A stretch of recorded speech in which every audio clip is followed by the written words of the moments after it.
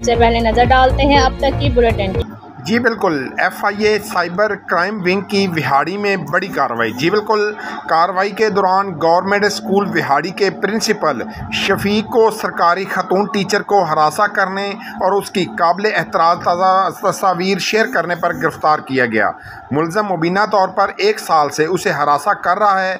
मुलज़म को गिरफ्तार करके मोबाइल और नज़ेबा तस्वीर बरामद कर ली गई हैं। FIA हुकाम ने मुलज़म को गिरफ्तार करके मुकदमा दर्ज कर लिया। जी बिल्कुल, हम आपको विहाड़ी से एक अहम खबर से आगाह कर रहे हैं। FIA साइबर क्राइम विंग की विहाड़ी में बड़ी कार्रवाई हुई है। कार्रवाई के दौरान गवर्नमेंट स्कूल विहाड़ी के प्रिंसिपल शफीक को सरकारी खतून टीचर को हरासा करने और उसकी काबिल एतराज़ तस्वीर शेयर करने पर गिरफ्तार कर लिया है। जी, कैमरामैन टीम के साथ मोहम्मद शमून नज़ीर, विहाड़ी।